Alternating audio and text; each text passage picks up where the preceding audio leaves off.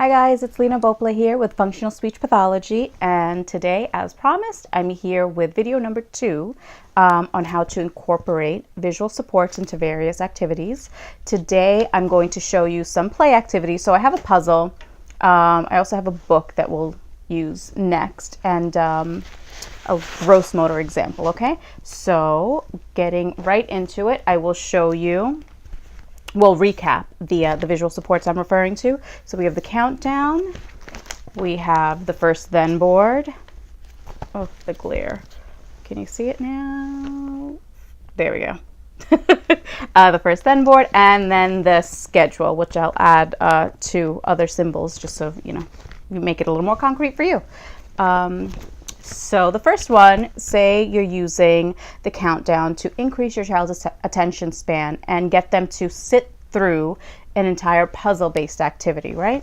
I'll give you an example and say maybe you're working with a 2-year-old who's self-directed or just very low attention span and will tend to get up, run away, walk away from things, and you're trying to get them to sit and attend for an entire task. What you can do is slowly build them up to the point where they complete the entire puzzle. So start off with maybe 3 and then say, you know what, just do these three peaches, these 3 pieces. I actually just got back from my afternoon sessions and I'm starving. So maybe that's why I'm thinking of food. Anyway, back to the point. Just do these 3 pieces. And then I'll give you some bubbles, or I'll give you a break, okay? The important thing with this, again, is consistency. And once you say that is it, that's it. Keep your promise. Stay to your word. Otherwise, this becomes meaningless. And you won't be able to carry it over into other activities, okay? So I'll show you. Let's see if I can. I just took out an alphabet puzzle. Here, I'll show you the entire thing. It's this. It's really cute, actually. Everything is stored in the case. You can take it with you in the car, anywhere. So I like this because it keeps my trunk a little more organized than it usually is. Because I'm always taking things out and switching for depending on who the client is. So anyway, getting back to the puzzle. So you want them to get through 3 pieces. Let's see if I can show you like that. And you'll show them, first do A, second do B, third do C, and that's it for now, okay? So have them take off A, match it into the puzzle. Great, look, 1 is finished. You only have 2 more pieces, and then bubbles. Okay, match B. Wow, you did it, wonderful. Look, take off the number 2. So it's very obvious that, that's done. We only have number 3 left. We have the 3rd one left. So C match C, and ta-da, all done. Great, help me clean up, and let's give you bubbles, okay? So I'll put this back up here. Eventually, you won't have to go through, every 2 seconds saying, 3 more, 2 more, 1 more. They'll see this and you can verbally say, 5 more pieces, and that's it. We'll do bubbles. I'll give you something, okay? And you can actually use your fingers to also have them count. You can use whatever you want. Like I said the last time, you can also use a wipe-off board if you don't want to Velcro and laminate. But that is one way to increase attention span. So I'll get rid of the puzzle, and the next one I will show you is first then. So you're just trying to get them through the activity. And usually it's something that is not the most desirable for them. Where did I put the book? There we go. So I'll take the book, say first book, then bubbles, okay? And I'll show you. Here you go. So here's the book, and then we'll do bubbles, okay? And you'll go through the pages, open book, whatever it is you're working on. Whether it's actions, then you say open, lift up, or pick up. Great job, good job, you're doing well. Hold on, almost done. We have a few more pages. And you might have to reference first then again. If you see that they're getting very fidgety and, they just want to be over it, try to bring them back to first then and remind them, you want bubbles, right? I promise I'll give you bubbles, but I need you to finish the book first, okay? First book, then bubbles. You're constantly reinforcing initially.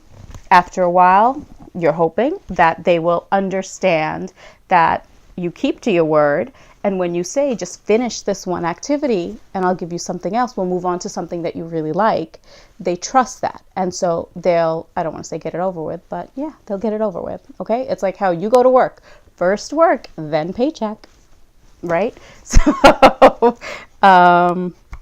that's the first then with a reading activity. And let's show you the gross motor activity. So this is, let's say you have a child who has low tone overall. So they also have a physical therapist, and the physical therapist wants the child to work on throwing and catching. You can incorporate that into your speech sessions.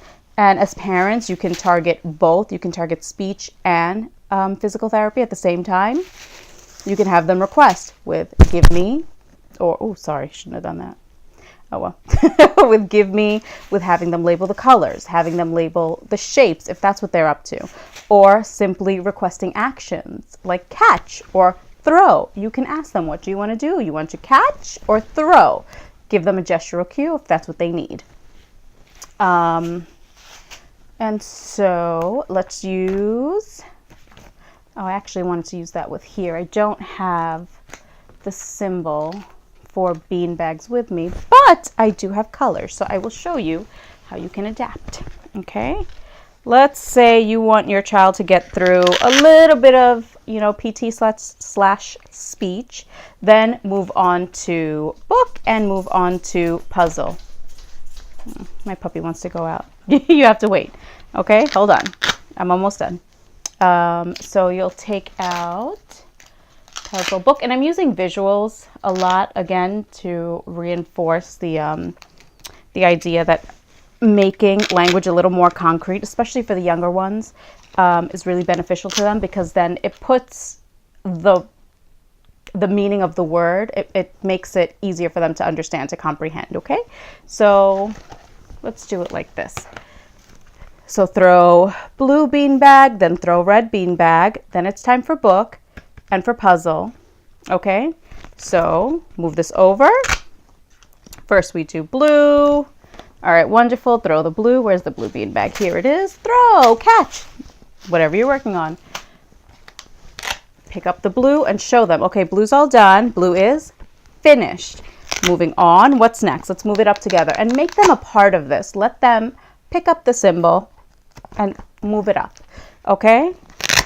You go over it, or at least I like to go over it like this, and then I'll move it back over. Again, I want them to be active participants in the session. If you're just talking at them and telling them what to do, they'll get bored. It's really, adults get bored too if you're just talking at them.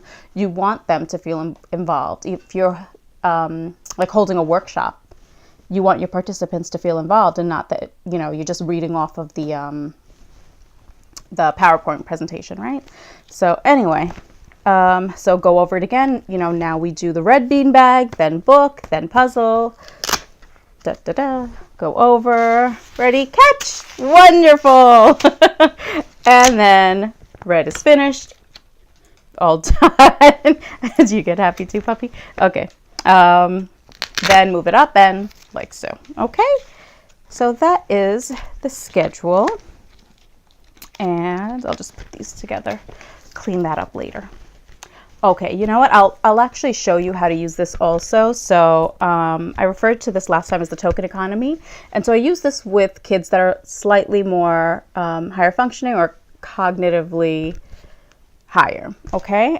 So they understand, they don't need constant reinforcement, first this, then that, first this, then that, or the countdown of 5, 4, 3, 2, 1, 5 more, 3 more, 2 more, whatever. They do well with just this visual enough, okay? Where they understand if they complete these 5 tasks, then they'll get whatever it is that they're working for. We'll move that up again. Let's use book this time. I've been using bubbles like that's the only thing kids work for, but that's not the case. Some do like working for a specific book, right? A favorite book. So I'll have them request, oh, you know what? I'm actually going to show you how to use this book too. So it's not necessarily the specific PEC system. It's a modified version where you use pictures for them to request.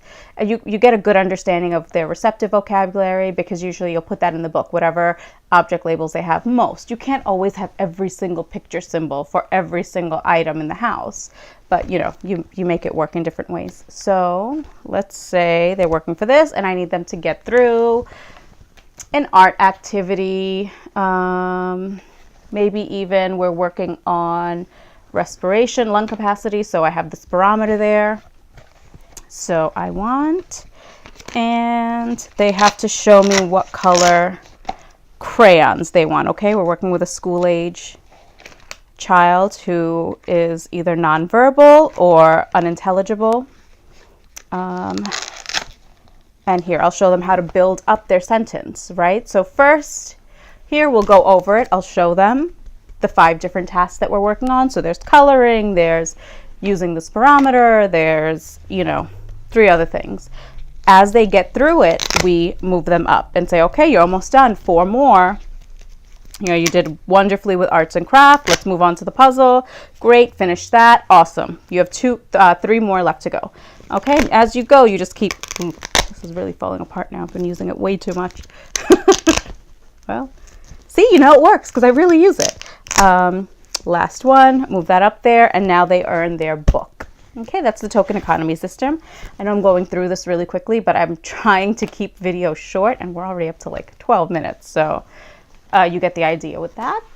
I'll put this down here and I'll show you. So if you want to have them build their language, you would start off with just the symbol of the simplest form of the word. So if you are the simplest form of the request. So if you want them to request, colors, then you start off with just the colors. Then eventually you build them up to, I want yellow, I want green, I want orange. It looks a little red. That's orange. After that, you show them that you can increase utterance length by making the request more specific. So I want blank marker. I want yellow marker. I want green marker. You have them pick it up, move it down. They're learning how to increase their utterance length, make more specific requests. Okay, so that is with a child who is using picture communication or just needs the visual. You